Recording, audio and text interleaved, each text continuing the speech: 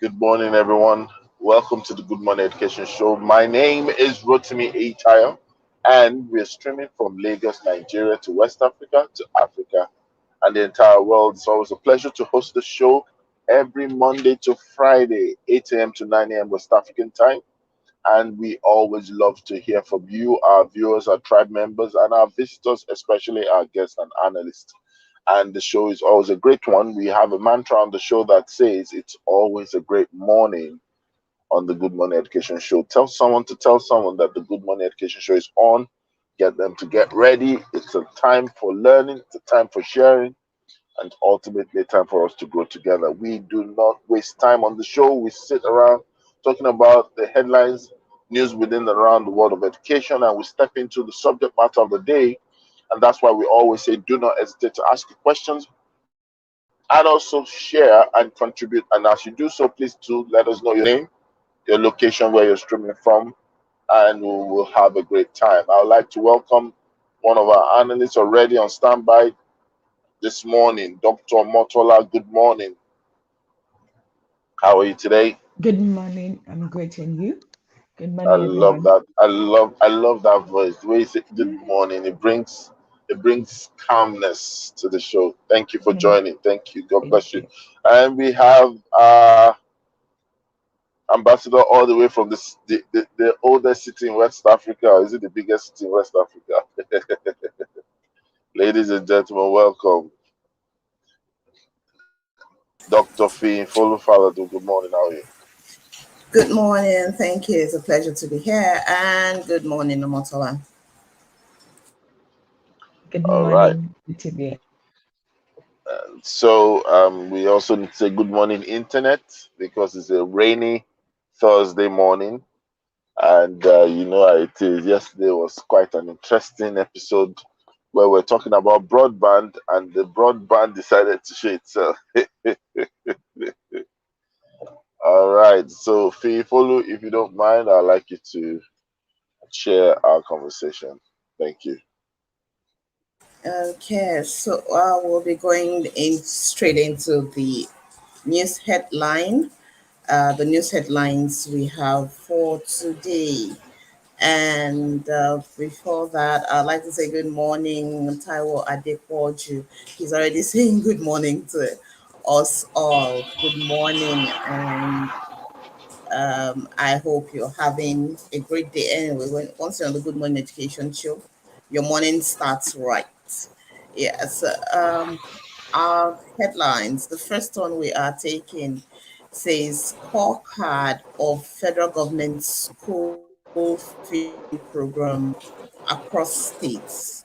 The feeding program, the National Homegrown Feeding Program, is a program that the federal government instituted to tackle poverty, improve the health and education of children, and other vulnerable groups. Well, the program is targeted at feeding 24 million school children, but we are seeing some reports from across states in the country. For example, Kano, in Kano, it says 1 million pupils are fed weekly, but several millions are still not are still not captured. Over 100,000 pupils awaits the continuation of the program in Ondo. In Rivers, the scheme increases its enrollments, and one of the benefits it says is it has boosted academic performance. And in Osho State, vendors lament hike in food prices. With this background, Motola, what's your comments on this?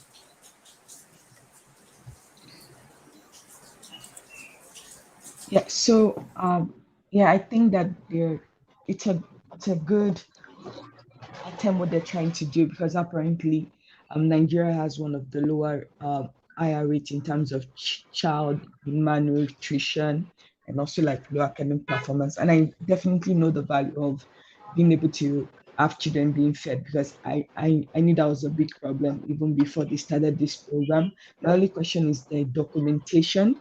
I hope that hopefully they can give a better report than the scanty one that they gave in this headline and the body of it. But yes, of course, I'm sure it's not every student that is getting the opportunity. I know I've had different people complain about it, where even though maybe it's $200, 200 naira per child, but the amount that goes into the real food is like $40 or 50 naira of 40 naira. So I'm hoping that things will improve, but it's a good step in the right direction, and hopefully it continues. Thank you. Thank you. And good morning, Waithera. Good morning, Waitera. Good morning. How are you? Very well, thank you. Good morning, Whitera. Good morning. Whoa. And we I like your have, hairpin. It's changed. thank you.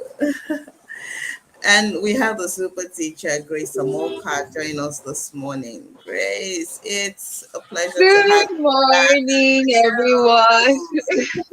Good Welcome morning, back. everyone. It's so good to see everyone, and it's great to be on the show this morning. Thank you so much, Fee.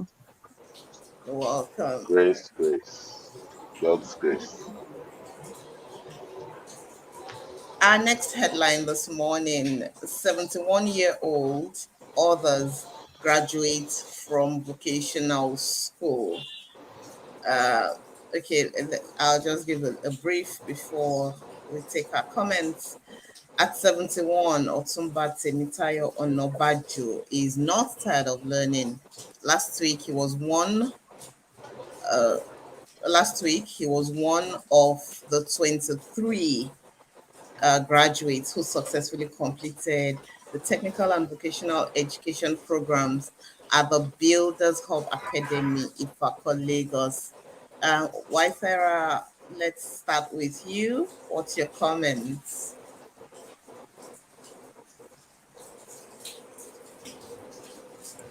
I would love to read that article in, its entirety, just to understand why did he, it's a he, right? Why Yes, did it's he choose to go back to school at his age? And what's he hoping to accomplish? As much as I'm a believer in lifelong learning, but also like sometimes it's like, okay, so what's the point? What's the reason? Why is he doing it? Is it just for like where is he going with it? Was it a okay. lifelong dream of his? And now he's accomplished it. Yeah, I would love to just know the the I can the, help the you, story Waitera. behind that story. So Okay, apparently, to answer that, while when he was asked what motivated him to rebrand himself, he said he's a retired civil servant and he saw the need to rebuild himself. He says he's an advertising practitioner, a Mm, public relations consultant, and he's also a legal practitioner.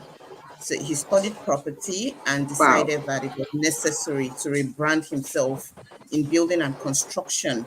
And as it is the most important industry nowadays. And what he spent 3 months Mm, studying at the Builders Hub is masonry. Well, that's the answer to your question. thank you, thank you. I mean, hearing about his background as well. He's an advertising exec. He's done many different things. So I like that spirit because like I'm also very curious about different things. So it's exciting to see people who are in their 70s also just going for the things that they would like to fulfill in their lives, regardless, like age is just a number. So that's exciting to see. Yeah, and we have a comment from Taiwa Adepoju. It says there's some needs that needs to be satisfied for personal fulfillment, and that's what Otumba Onobajo has done. Any more comments on this, Omatola yes, Grace? yes, actually, yes, I do, because I think it's a good thing, and I hope other older people or elders can learn from him, because I see a trend a lot in our older generation. They think that once they reach a certain age, they don't have to learn, they don't have to grow, they're just waiting to die. And but one of the favorite people I really like in this world is John C. Maxwell. And I think he's 79 if I'm correct, but he's still going strong. His passion for learning, for life, for impact, and really transforming the world is greater. And then that's not the only thing. I recently was part of a mastermind some month ago, and these people, like I'm the youngest person. I'm 31.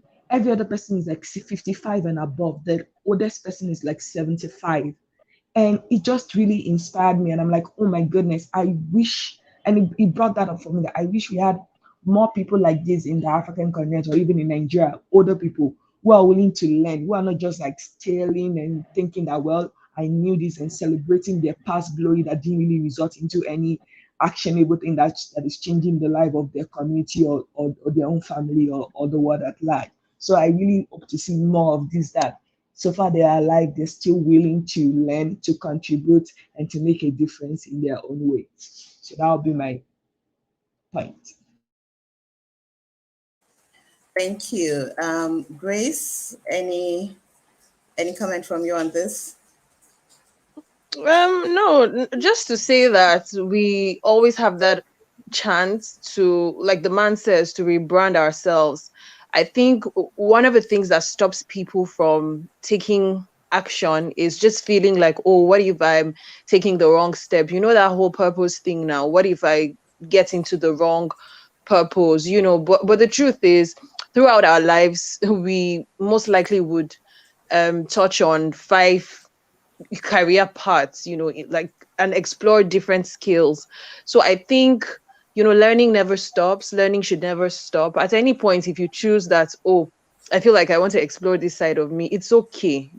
There's no script to what your life should be like. Everybody has that opportunity to just write your own book. So I feel it will help us to just live more fulfilled lives when we're able to understand that decisions that we're making is not necessarily it's not a life or death threatening situation. You can get to 50. A lot of people have started really thriving careers at the ages that we feel like, oh, they are so old.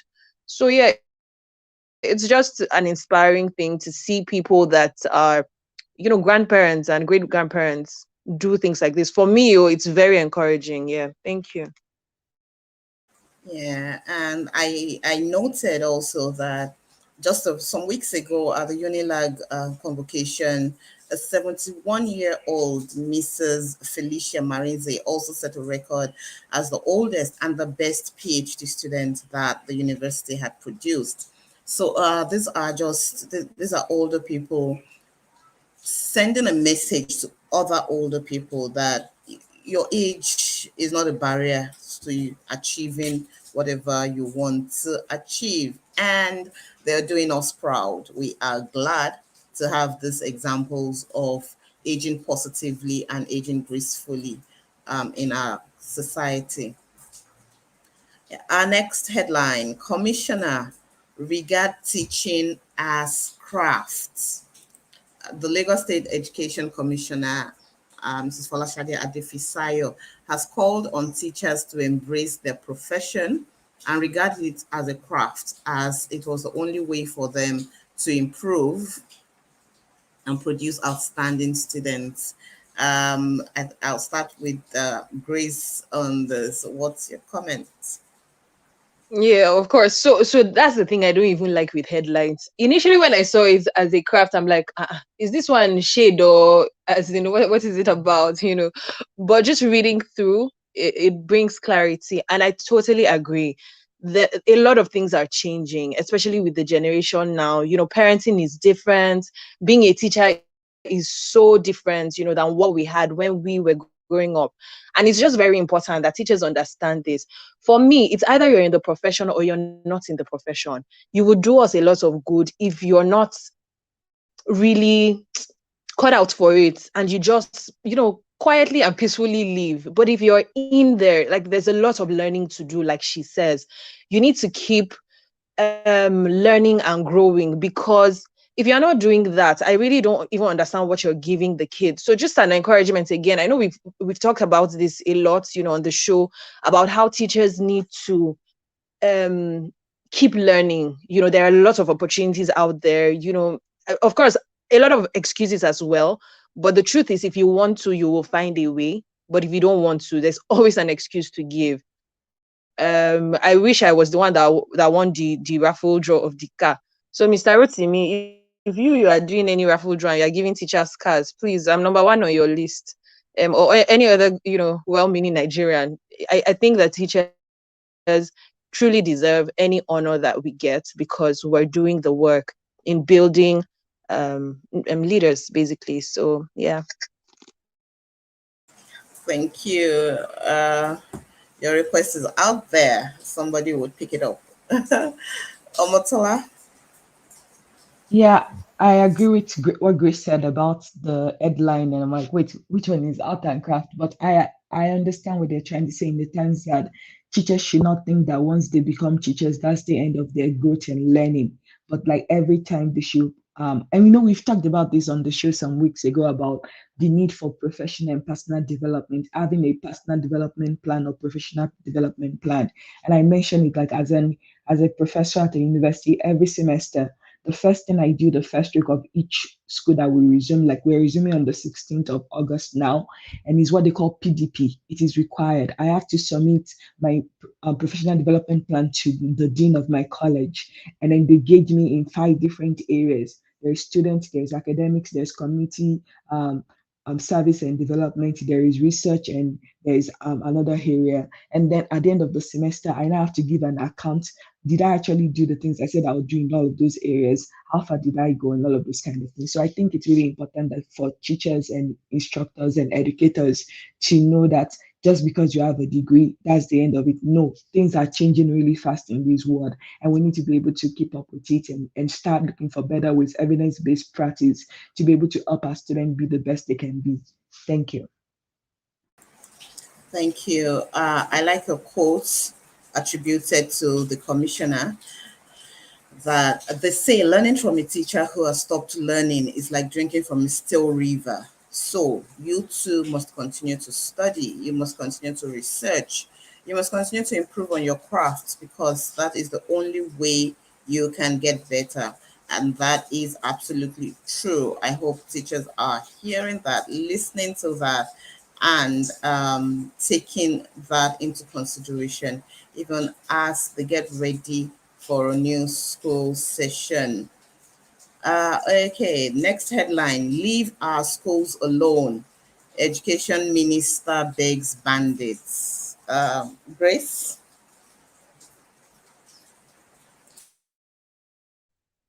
If I talk on this one now, they'll say I've come to fight. But it's just it's just really sad that we're still here, having conversations about begging bandits. I didn't know that bandits are people to be begged. For me, it's just a reminder of a failed state. And I'm currently in Kaduna, and I see how people literally sleep with their eyes open. Some people have had to leave their homes because it's not safe anymore. Every day is like, oh, you literally wake up. You know how we used to pray, oh, thank you, Lord, for keeping me through the night. Like now it's literally, oh wow, I made it to morning. And we're having conversations about how, oh, this person has been kidnapped. Like it's becoming such a normal conversation. And you know how it is with crime or anything.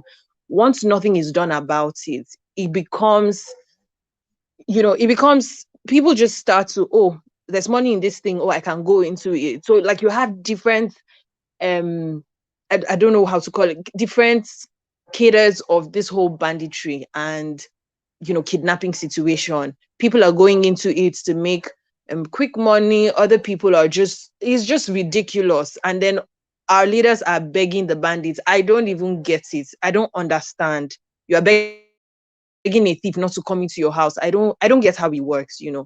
It's sad, really. It's really sad. I really do pray that we get out of this mess soon, because we need to, for the kids that have witnessed these kinds of things. I wonder what it will be like for them having to go back to school, not necessarily their old schools, but just any school at all. The aim of Boko Haram is like education is haram.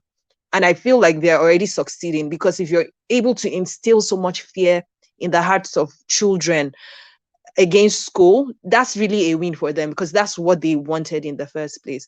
So I'm not still sure why we're begging them, but that's what our minister for education is doing. Maybe someone else has an answer. Thank you. Thank you, Grace. Motola. Yes, I agree with Grace. And first and foremost, I'll say, Grace, thank you for your service. I know you're not in the military, but it feels like it, at least for teachers, especially in the northern part, who are teaching and risking their life and everything to do this work. So thank you and thank you. You are the hero. But to add to the headline, yes, I agree. I think begging them should not be the way. What is the step beyond just begging them? What are they doing proactively? What kind of investigation is going on? Are they making sure that that does not happen again? I know, some days ago we read the headline where soldiers were escorting students to school, and we all agree that that was not a permanent solution, and the trauma that it's even going to cause the student already. So as much as it's okay to, it's not even okay to beg. I'm like, this is not a proactive step. This is like the posture of someone that is reacting passively to a situation that they should react actively to. So I didn't see anywhere in the body of the headline the other extra step they're taking other than please begging them to return the rest of the students. And so I would like to hear more about the plan, the strategy, the kind of resources deployments that they are going to put in place to make sure that more students are not at risk, and more teachers and administrators are not at risk of being kidnapped, or better yet killed, because of their service to the nation and to education. Thank you. Thank you, Motola, and welcome, Gochi. Welcome to the show. Good morning, everyone. Thank you so much. Good Nice listening morning. to everyone. Ugocha, I hope you are not seeing another doctor today. It's not an everyday stuff now. Because I Mr. like Recipe, to I'm say I'm a doctor protecting as well. you. Yeah, I'm coming to see you I tomorrow. like to say I'm a doctor Coming as to see well. all of you. Yeah. I'm open for consultation.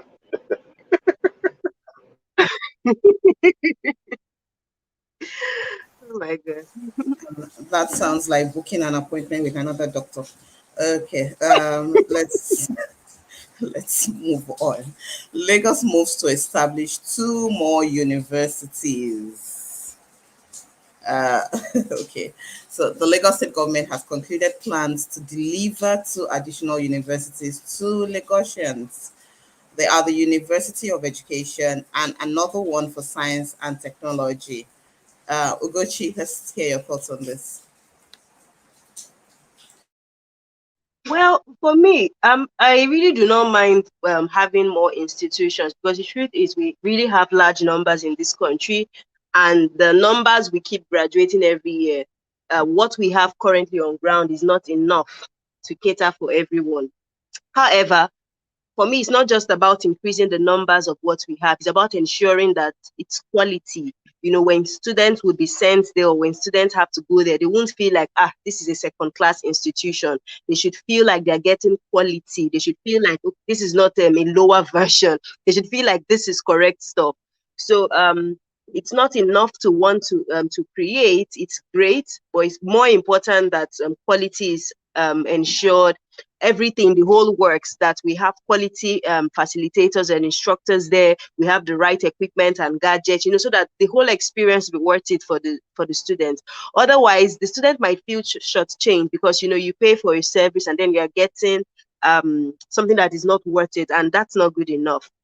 So yes, it's great because our numbers are really high, but it's important that while we're doing that, we really think through and make sure that all the required resources are available, so that it's a good one for everyone who would use it. Thank you. And Over to you, Omotola. Yeah, so I read the body of the headline, and what I saw was that they're actually not creating university from scratch, but instead they are trying to merge already existing like polytechnic and college of educations. And so one of them was they wanted to upgrade and merge Adeniro Ogunsanya College of Education in Janiki and Michael Odedola College of Primary Education, Ekpet, into a University of Education. Then also they want to upgrade Lagos State Polytechnic into a University of Science and Technology. And so, like, I agree with what Ogochi said, that it's not just enough to say that we are going to create new universities, but actually what is going to be the quality and the delivery, and how are you going to enhance what we already have? Because it's not about how many schools we have. Yes, the university in terms of numbers is not enough to capture the population that needs education. But at the same time, I agree with Oguchi in terms of what is the quality? Are you going to ensure quality of services delivery and that as well? And so, and then also, what specifically are they doing in terms of this upgrade and merging? And what does that look like? How long will it take? What's the timeline to making that happen? What will be the transition process? So I didn't see any of those, but hopefully it will be for the good of the students and the teachers and the administrators. Thank you. Thank you, Omotola. And Grace, any thoughts on this? Just retweeting what everyone has said, but I see also that one of the rationales that they gave is the fact that for polytechnics, you know how it is in our country now. You have a HND, and it's not really regarded. It's like you're a second class educated person, and then you have to go to the university to kind of like pad it up. So they are saying, why not, instead of having those extra 2 years, why not just do the university thing one time for all and all. Of course, like, we're clamoring for quality of whatever they are bringing up, which is the most important thing. Yeah, so those are my thoughts. All right, thank you, Grace. And just before we go into our topic for today, we will be taking the education grant for the day. Over to you, Omotola. Sure. Thank you, Fee. So the grant of today is from Level Home Trust. The next deadline for the full application is September 1, 2021, but there are other deadlines in December and more to come next year. But like I always said, always say the earlier the better. Also, before you submit the full application, you're meant to send in like a letter of inquiry prior, and that can be sent at any time before the full deadline. And so you can get up to 500,000 euro, and this is specifically for research. So it's not so much about like doing good in terms of working with people directly or communities, but to do research into, and you can use it for basically all field of work, which is like basic human needs, education, community development, revitalization, youth services, sustainability, energy, engineering, mathematics, humanities, and social science, and the rest of them as well. So feel free to read along domestic violence, all of those kind of issues as well. And then the applicant type is for non-profit, and then research location can be anywhere in the world. So every continent of the world, wherever you are, you can apply for it. And then also, if you're a university, you can also apply if there are researchers at the university. So far, you can work with a non-profit as well. So feel free to check it out and make sure you definitely apply if it's something that interests you. Thank you. Thank you for that. And we are launching straight into our topic for today, which I'm quite excited about. We will be considering the fear of public speaking. Now, I know that when we see speakers or we attend conferences or events, and there is somebody who is there, like my medical friends would say, moving stuff and is really flowing and rolling, and they're just reeling things off their head. They're making a lot of sense, and we're connecting with them there is a way that it carries the audience along. You're getting there. Sometimes it feels like, wow, can I just be lost in the aura of what this person is saying? Sometimes it's just their voice, sometimes it's the confidence, and we're just smitten by them. And many people desire to be able to speak like that, to be able to speak that smoothly, to be able to flow and roll and make sense. And if you make just 2 minutes, if you make a 2 minutes presentation, people are standing up and like, oh, drop the mic. But for many other people, it's like, oh God, when? When will I be able to ever get here?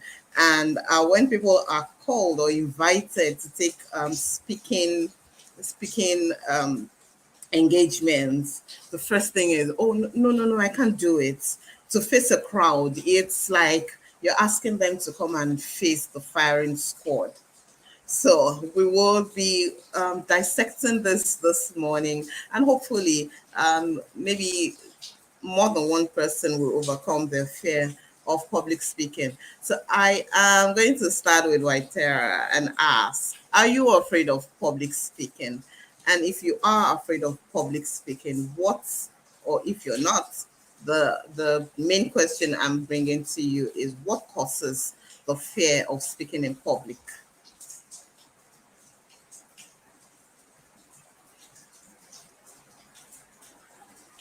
I'm not sure why Sarah can hear me. Looks the video looks frozen.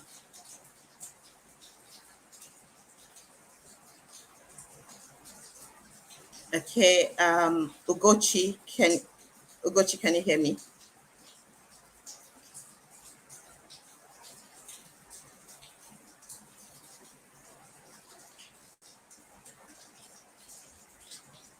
Uh, can anybody hear me? Yes, I can hear you. Oh, okay. Thank you, Grace. I Yes, can So, we can too. hear you. oh wow. Okay, I suspected why Sarah wasn't hearing us. Okay, so let's start with Ugochi. Are you afraid of public speaking, or were you afraid of public speaking? And why are people so afraid of speaking in public?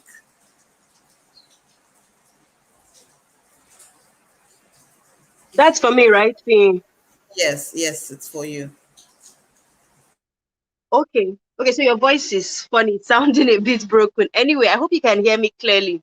So I think Yes, that I many can. people are afraid of public speaking because firstly they don't want to embarrass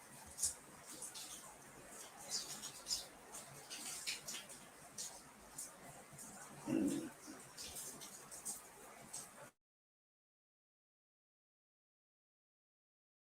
It looks like the network it's playing its tricks this morning again. I can't hear safety check.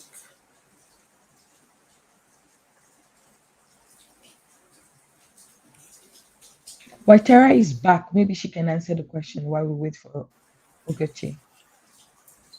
Oh, but she's out. Waithara's video is first. Waithara, can you hear me? I was saying that people are afraid of Okay. public speaking, firstly, because a lot of people don't want to embarrass themselves. People don't want to go and speak in front of people, and then people make a mockery of them. So that fear of being shamed or that fear of messing up in front of a crowd, I think that's one of the biggest things that makes people a bit shy because, like, oh, I'm not well prepared. Oh, I can't stand in front of people. The basic is really that they don't want to be embarrassed in front of people. And so if they do not think that they are well prepared or have the knowledge, they shy away from it. And then again, another reason I see is that aside from the embarrassing themselves and showing maybe they do not know enough, or maybe having certain mannerisms that can make people think that, oh, maybe they are not good enough, is some people just do not like to be by their own nature. They don't thrive on things that have to do with standing in front of people, and so they just say, oh, no, no, no, me, I'm the kind of person that works behind the scenes, and it's not that they don't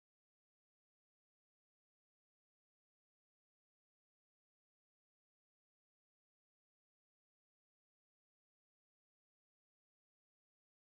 embarrassed. It's just that they don't want to be Okay, she's off again.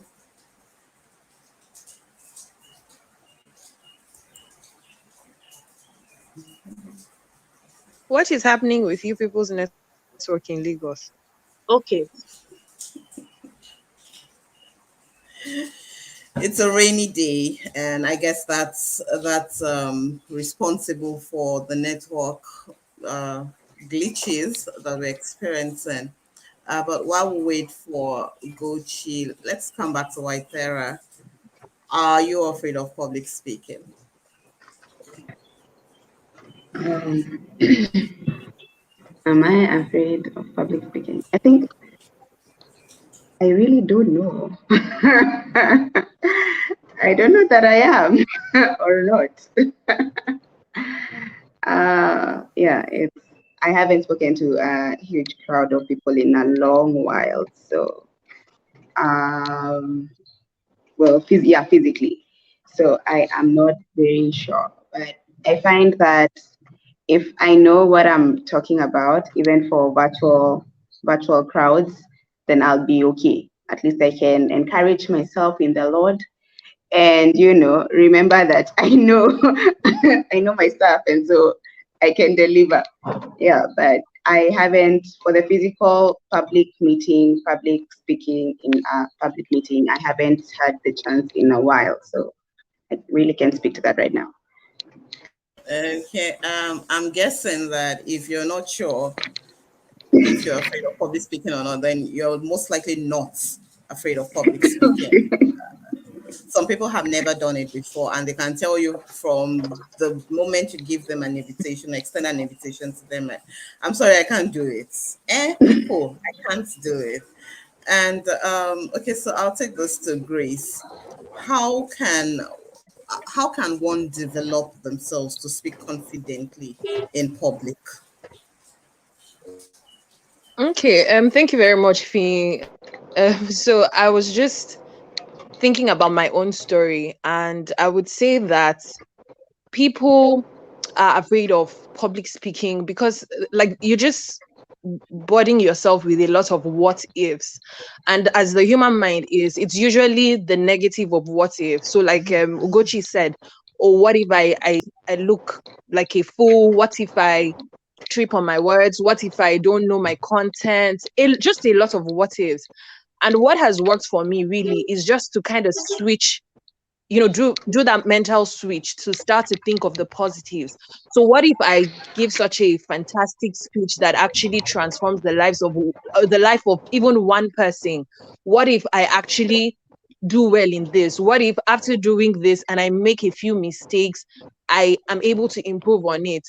So I would say if you can do that mental switch, of course it's not like it will just you just wake up one day and you now start to speak like Obama, but at least you're able to take that first step. And that's another thing I would say, take the first step.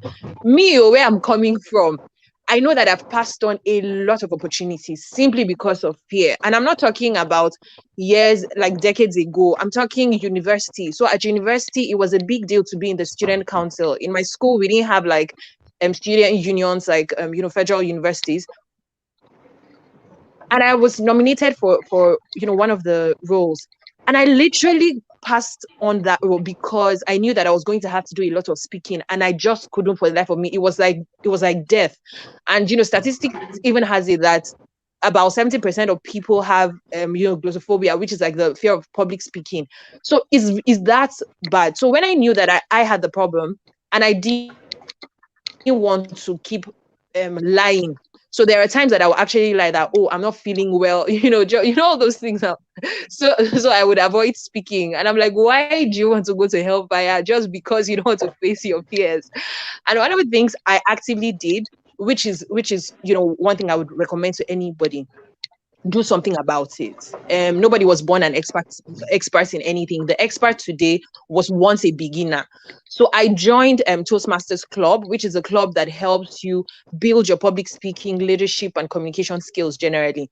And since I joined, of course, I'm not, like I said, you're not going to sleep and wake up and a miracle will happen. But I've been able to see the differences in the way that I put together my thoughts and speak better and speak with more confidence, even when you're jittery inside. Though people are like, this one is giving basketballs. I don't think Mr. Rotimi started off as such a superstar, for example, or you Fee, so it's a growth process, and we must be willing to grow and get better. What's the goal that you've set for yourself? What's the vision that you have?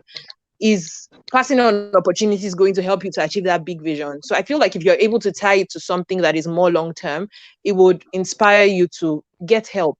You can pay a coach to help you with communication. I pay for the club that I go to because I know that it's a very important part of me. I can't be telling my children to aspire to perspire when me, I'm not aspiring for anything.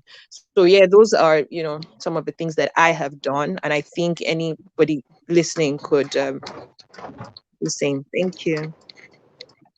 Thank you So for since that. you've called on Mr. Rotimi, me, she has brought me out of my shell. All right. Yes, exactly. I was going to ask you to respond to what she said. Let's know, did you start like that? Were you born with a mic? Or did you I, grab the mic? I, I am the mic.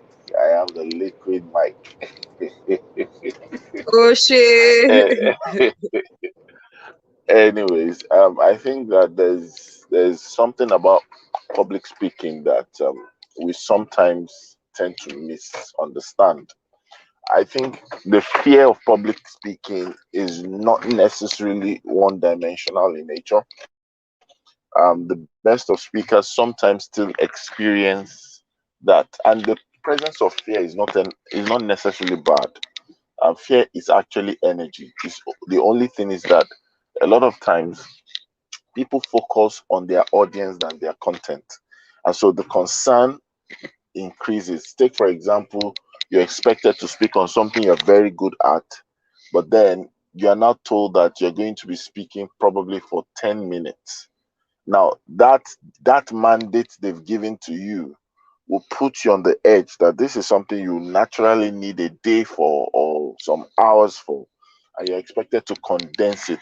Now, sometimes it could be that you are before an audience that, even though you know what you need to know, it's a defining moment for that audience. So think about a client that tells you that, what, we need to take a decision, and this decision will affect whether we'll go under or not. When you check the intensity of your audience or of the moment, sometimes it can bring fear. So I need you to understand that for those of us who are already in the speaking game, and when I say speaking, I'm not talking about public speaking as a speaking engagement alone. Public speaking in form of training, public speaking in form of being an analyst. Public speaking is you speaking out in public. I think we need to ensure that we try to use the fear and turn it into energy, because fear really is energy in disguise. So that's that. There's nothing wrong if you're afraid, but there's everything wrong if you become immobile due to your fear. So you must ensure as a person that you are able to conquer that place where your fear gags your mouth, as an individual. But by and large, for me, I think I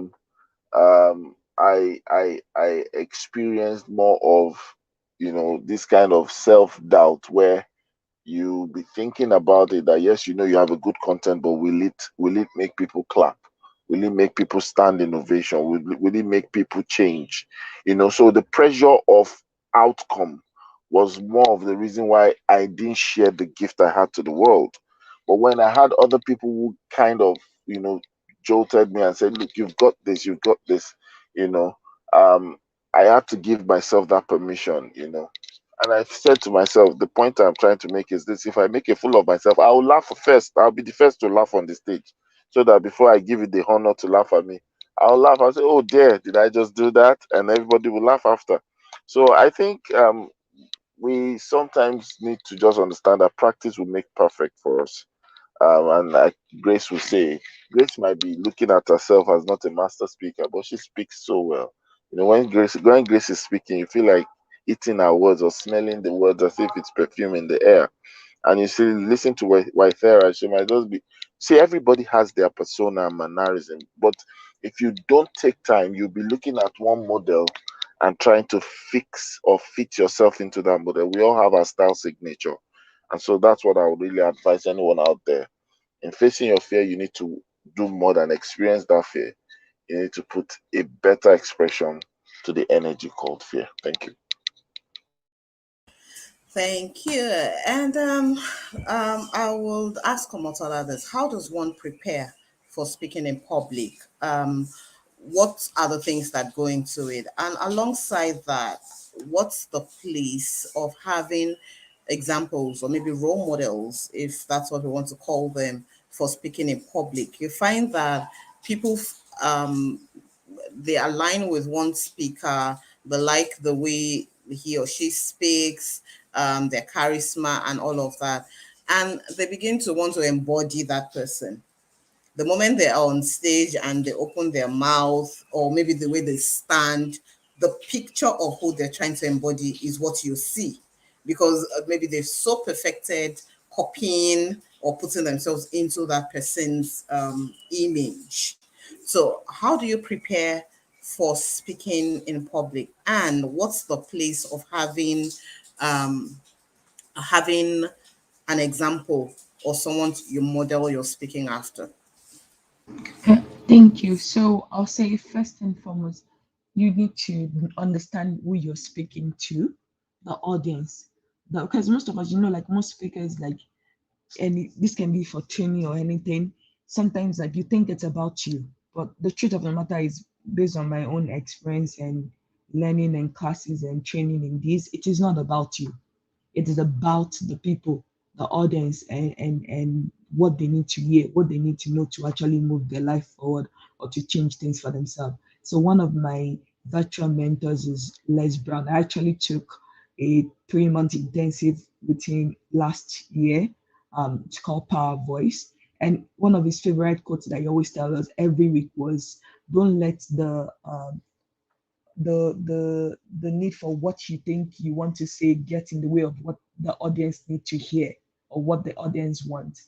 And so with that said, it's this idea of understanding, asking the convener, or understanding who are these people, what drives them, what is the most important things they need to hear that is going to actually make a difference. Because the goal is not for you to just speak and just be like, that is it. Nothing changed. No life is transformed. They can't take anything tangible away. Yes, you might feel good.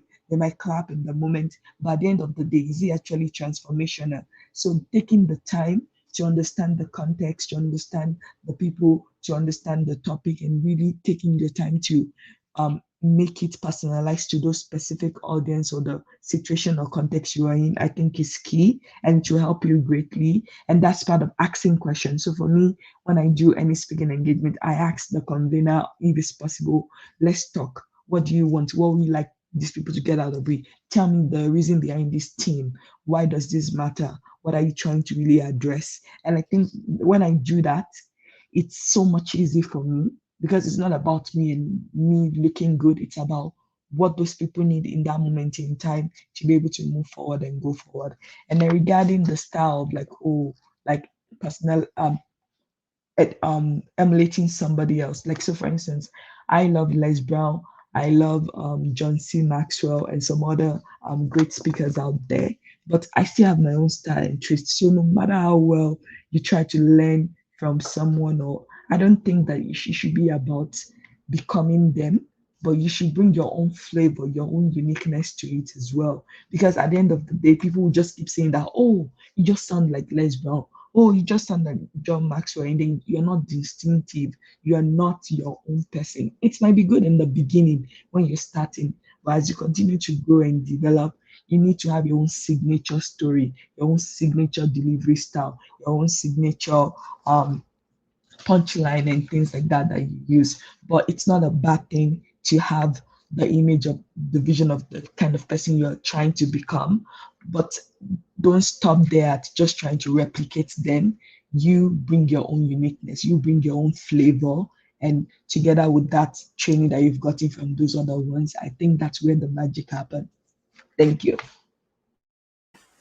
Thank you, Motola. And Ugochi, you started off saying something about personality, and I would like us to look at that.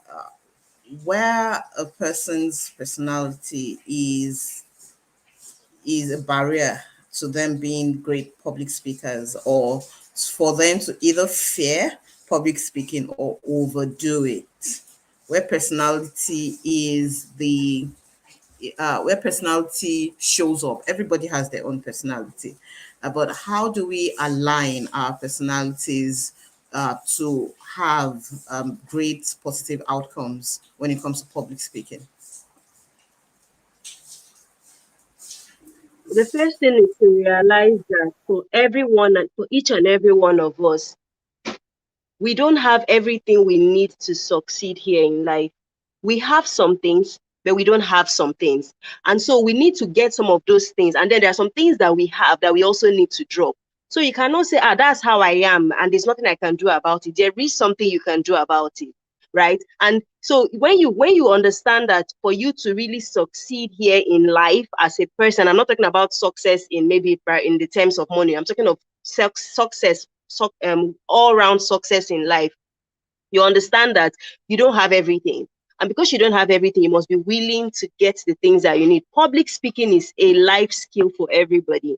It's a life skill. It shouldn't be, it's just the way cooking is a life skill for everybody. It's not for women. It's for everybody. It's a survival skill. It's the same thing for public speaking. Public speaking is a life skill.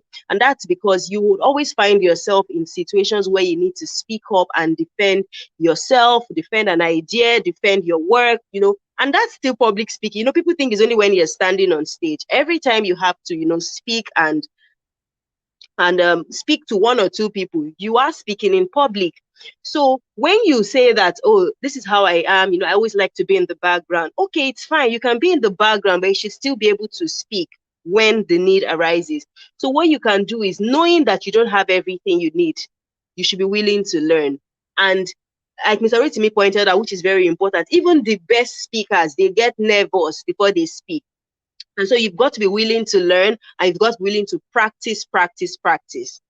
Personally, when I have to speak, because I know that there's some nervousness that comes with it, I actually sit with my laptop and run the entire presentation from good morning or from salutation to the ending. And as I run through the entire presentation, the jokes I would use, there's a way you say some things and it didn't sound right. You will say it again in a way that will sound better. But that will only happen when you rehearse. You rehearse like your life depends on it. Nobody's really perfect at this thing. You just rehearse, you practice. If you need to look at yourself while you're doing it, in the course of doing that, you will see that, oh, maybe I shouldn't move my hands a lot, or maybe I should put my hands this way, or maybe when I'm saying there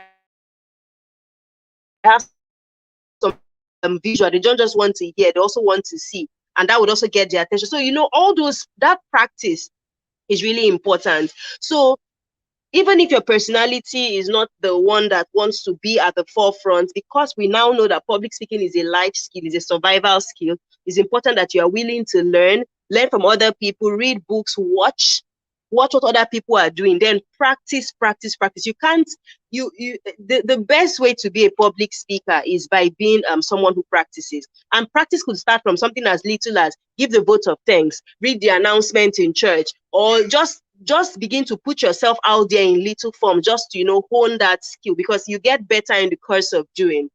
Yes. So once you know that you don't have everything and that you've got to get those things for you to succeed, then you are willing to do the work involved.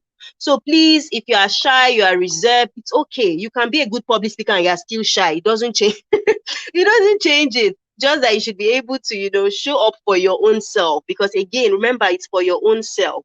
Show up for your own self when it's necessary. Yeah, thank you, Gucci. And on that, I would say yes, I'm an example of shy but does public speaking. If you left me to me, I would not take. I won't volunteer to speak in public. I would rather be in the audience. But if you put me on the spot, you can't catch me shaking. And I didn't start off like that anyway. I did not start off like that. But over time, I knew that this is something that I'm afraid of, but this is something that I also need to overcome. So I had to put myself, I think one of the things that helped me was getting involved in theater arts. So it was like, how people couldn't understand it. How would you want to do theater arts? Like, really. But well, one of the things I knew was going to help me, because there is no way.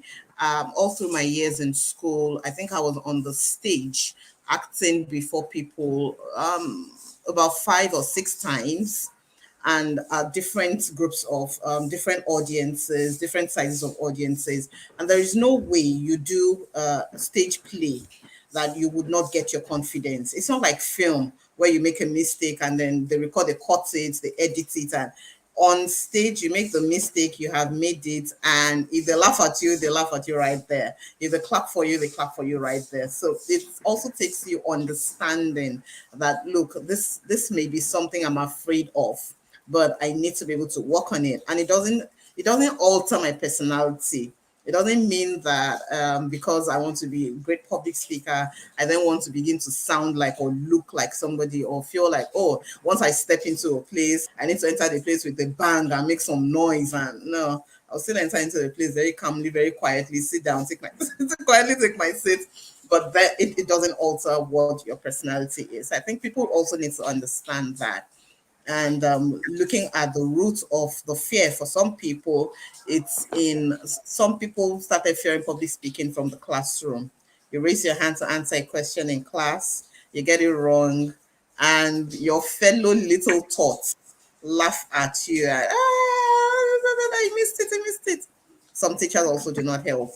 They say things like, look at you, don't even know anything. And that just kills the confidence of the child. As they grow into adults, they don't even want to try anymore. We need to actually understand the roots. I'll take us back to our topic on the Monday or Tuesday, the seed of your solution, the seed for your solution. Understand what the root of the fear is and take it out. Don't let fear, don't let the negative power of fear hold you down and stop you from being the absolute best that you can. And as we round off, I'll just go around 1 minute each. Can we just take our closing shots? Waithera, Omotola, Ugochi, Grace, and then we round off with Mr. Itayo.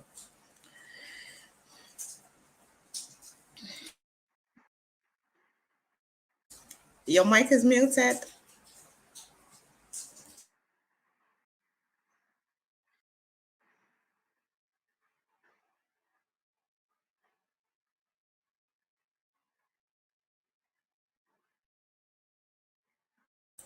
I still can't hear you.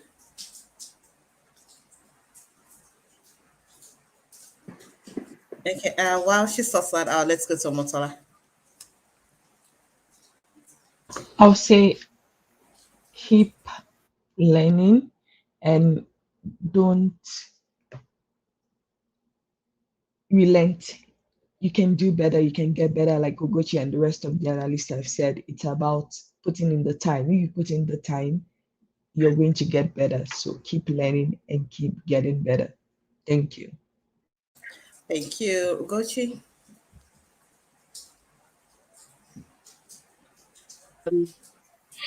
So please do not be scared of public speaking. Remember, it's a survival skill. Practice, practice, practice.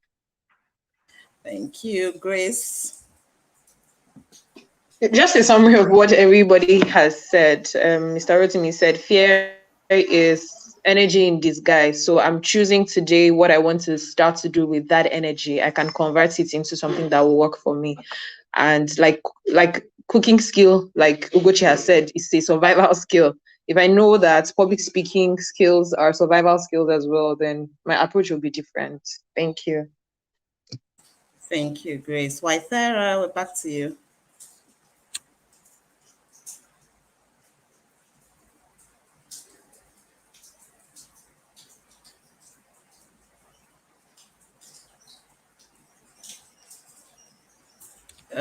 Okay, I'm not. Waithera, can you hear me?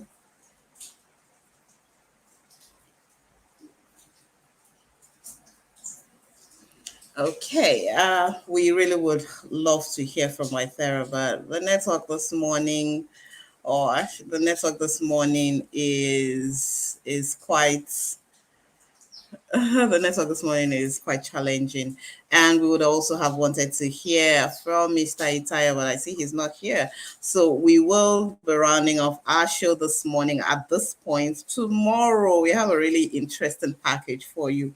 You don't want to miss it. Tell somebody, bring somebody along, send the link to somebody, tell them about the show tomorrow. It's on a different level. And with that, we thank everybody who has been here. Thank you to all our tribe members. Thank you, Taiwa Depoju. Thank you, Ayo Bolanle. Yeah, Ayo Bolanle Aino. Thank you for being here. And to every analyst who is here today, Grace, Waithera, Omotola Ugochi, Mr. Itaya Fifolu, thank you for being here and making your impact today. So with that, we will be rounding off this morning, and let's send our tribe on their merry way this morning with our regular team. Are you ready? Let's go. Yes. All right, let's go. It's It's It's always always always a Always great a morning. great morning. morning Morning. on the Good On a On good the Morning Good morning. Education Morning morning. Show. Education. Education. Yeah. Have Have a a great day, wonderful everybody. morning, everyone. Bye. Bye.